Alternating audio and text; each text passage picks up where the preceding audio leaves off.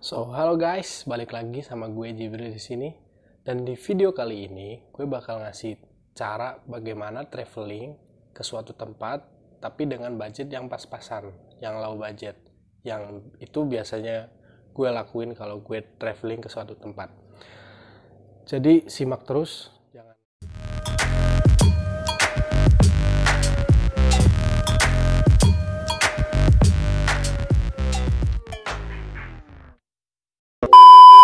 Oke, kali ini gue bakal ngasih tips, yaitu traveling ke suatu tempat tapi dengan budget pas-pasan. Ya, jadi langsung aja ke poinnya. Jadi gue udah bikin beberapa poin. Poin yang pertama adalah niat. Kenapa niat? Karena kita biasanya kalau mau traveling itu suka terhalang dengan niat. Niatnya kita ini hari weekend gitu, pas waktu-waktu weekend kita mau traveling, tapi niat kita itu masih setengah-setengah gitu. Jadi kalau saran dari gue mah, niat itu penting. Poin yang kedua itu tentukan destinasi. Nah, destinasi mana nih yang bakal kita tuju nih pas waktu weekend? Apakah ke pegunungan, atau ke daerah pantai, atau ke perkotaan? Itu kan ada di pilihan Anda masing. Setelah menentukan destinasi, lanjut ke poin ketiga, yaitu poin menentukan budget. Nah, biasanya di budget kita ini suka agak minder gitu. Gue cuma punya budget segini nih, cukup nggak ya buat liburan beberapa hari di sana? Nah, itu menjadi salah satu alasan utama buat kita yang ingin traveling ke luar kota ataupun kemana. Kira-kira apa aja nih yang dibutuhin buat selama kita traveling?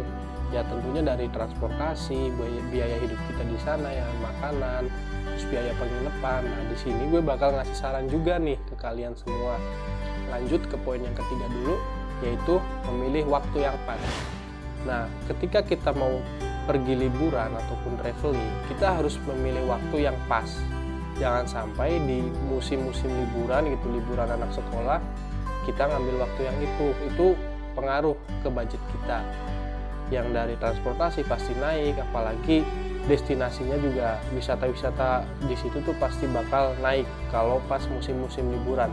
Saran gue, masih mending kalian nyari waktu-waktu weekend gitu. Waktu weekend kan hari Sabtu sama Minggu, itu 2 hari itu lumayan gitu, kata gue mah. Itu bisa kemana, ke luar kota ataupun ke daerah tempat tinggal kalian gitu, ingin menjelajah, mengeksplor lagi gitu. Lanjut, poin yang keempat adalah teman. Nah, kenapa teman? Kita itu sangat dibantu oleh teman, adanya teman gitu. Adanya teman bisa ngebantu kita, entah itu buat jadi fotografer kita, ataupun videografer kita, ataupun bisa menjadi kita buat bertukar pendapat sama dia gitu. Nah, tadi kan udah gue kasih tuh tipsnya bagaimana traveling ke suatu tempat tapi dengan budget yang murah. Itu tadi tips-tips dari gue. Nah, sekarang saran dari gue ya. Saran dari gue, kalau kita ingin pergi ke suatu tempat tapi budget kita emang pas-pasan, yang pertama kita harus punya relasi gitu di suatu kota itu. Ya, relasinya bisa temen, bisa ada orang kenal di sana. Nah, temen, kalau temen kita bisa numpang buat penginapan. Jadi budget yang udah disiapin buat penginapan itu kita bisa dipakai buat yang lainnya, karena kita udah numpang ke teman kita ya, walaupun entah temennya nerima atau enggak gitu, tapi yang penting kan kita punya tujuan baik gitu ke teman kita ngomong baik-baik, kita nih mau berkunjung ke daerah lu misalkan, tapi kita budget kita tipis, gimana kalau kita numpang tidur di kosan lu ataupun di rumah lu gitu. Nah, itu menjadi salah satu saran dari gue gitu. Karena apa? Karena gue juga udah sering misalkan traveling kayak gitu. Ya, gue masih mending milih cari temen gitu daripada harus cari penginapan. Karena apa ya, di budget. Nah, yang kedua itu kita harus pinter-pinter pilih transportasi. Misalkan gitu, ada transportasi. Contoh gue contohin kereta gitu. Ada kereta pagi harganya misalkan 120.